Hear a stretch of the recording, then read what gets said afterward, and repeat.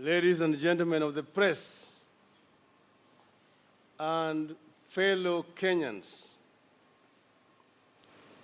in the life of any nation, a time comes when the people and their leaders must audit the progress made towards the attainment of the goals and prayers laid out at the founding of the nation. Abraham Lincoln said, and I quote, "If we could first know where we are and whither we are tending, we could then better judge what to do and how to do it."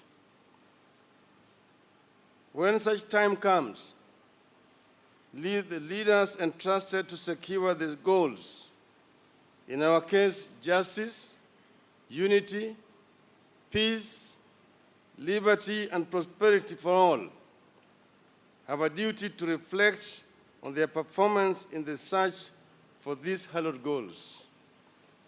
Such a time has come for Kenya. 54 years into independence, we are challenged to audit our progress towards the ideals for which our fathers fought to establish a free and independent country, and for which many of our compatriots died. We, the leaders, are equally summoned to reflect on our performance toward the achievement of our nation's aspirations. This audit and introspection has been a long time coming. Throughout our independence history, we have had doubts on how we have conducted our affairs in the face of growing divide along ethnic, religious, and political lines. Regrettably, we have responded to our challenges by mostly running away from them. We have moved from year to year, election to election, never pausing to deal with the challenges that our diversity was always going to pose to our efforts to create a prosperous and a united nation. Consequently, the ties that bind us are today under the severest of stress. Our diversity appears destined to be a curse to ourselves today and to our children tomorrow. In the past, we have given a lot of attention to institutional reforms in the hope that this could lift us to the next level of nationhood and make us a blessed land. 7.5 years ago, we gave to ourselves a new constitution. We put our faith in it as the instrument to revolutionize our nation. In this way and many other ways, we created some of the best hardware any country has ever possessed to engineer their affairs. We must be courageous enough to admit that it has not worked. It has failed because we are yet to upgrade our software.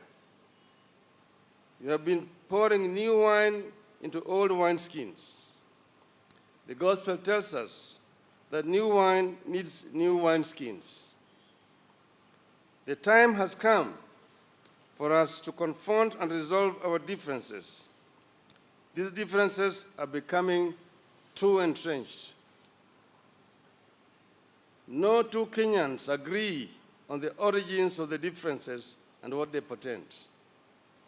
Millions of our children continue to be born and married into these differences. People are dying out of these differences.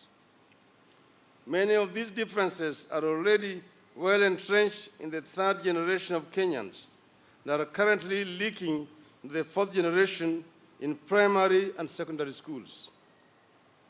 Yet in many instances, Kenyans cannot remember why and where they disagreed in the first place. As we fight ostensibly to save ourselves from each other, the reality is we need to save our children from ourselves. My brother and myself have therefore come together today to say this dissent stops here. We refuse to allow our diversity to kill our nation. We refuse to be the leaders under whose watch Kenya slid into a failed nation.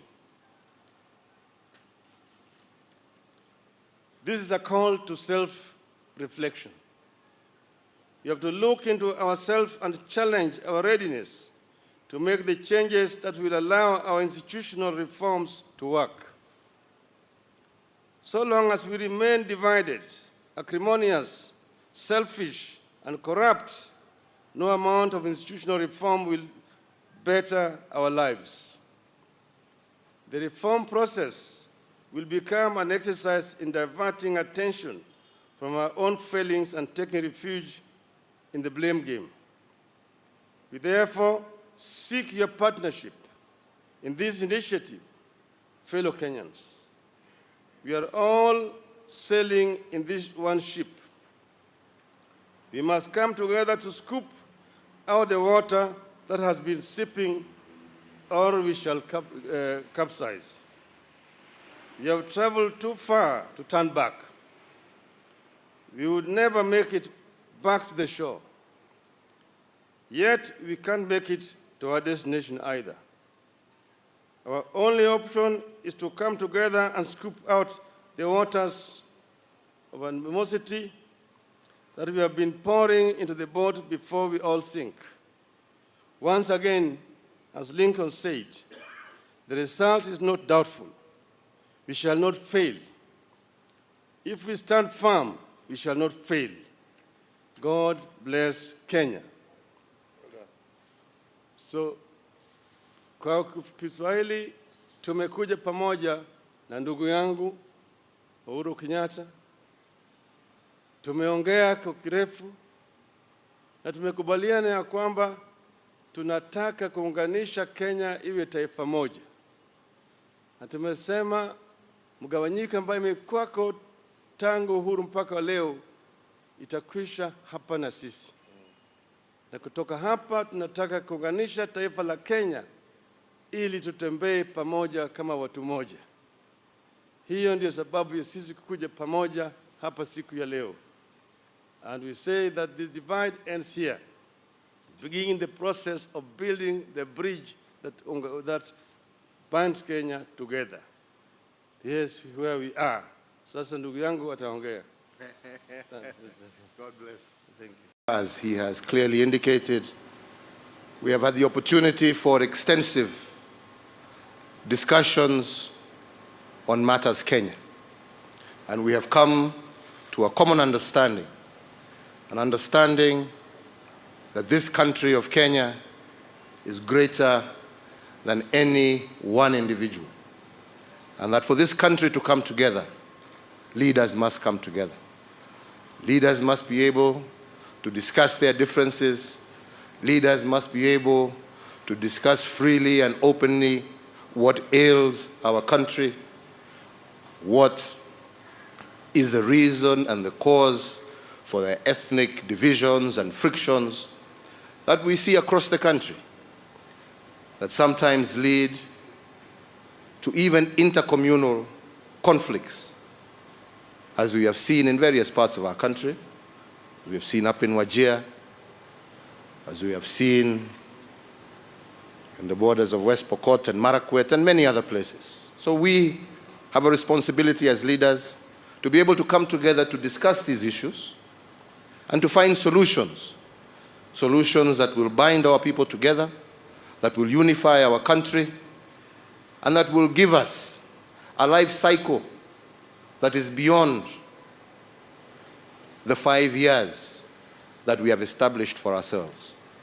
Elections come and go, but Kenya remains. So as we plan ourselves for the future, our future cannot be dictated by the forthcoming election. Our future must be dictated by the prosperity, stability of our nation and the well-being of our people. Democracy is not, as has often been said, an end in itself. It is just a process by which the will of the people is heard, but the national good, the national interest must always prevail over those elections. And this is what me and my brother have agreed, that starting today, we will begin a process of bringing our people together, that we will begin a process of discussing what ails us and what creates division amongst us. And we look forward to the support of every single leader. We look forward to the support of every single Kenyan, so that we can build together a united, harmonious, stable nation where no individual feels left out or left behind. So to me, this marks a new beginning for our country, a beginning in which we hope that we shall march together as Kenyans, and that we can differ in terms of political alignment, but always remain steadfast and united in matters Kenya. So with those few and brief remarks, a more detailed statement will be given to all of you to be able to read and to understand, that formulates this new beginning that we seek to start. And we thank you for finding time to join us. And as my brother has said, we look forward to you to be our partners to create this new Kenya. Thank you, and God bless you.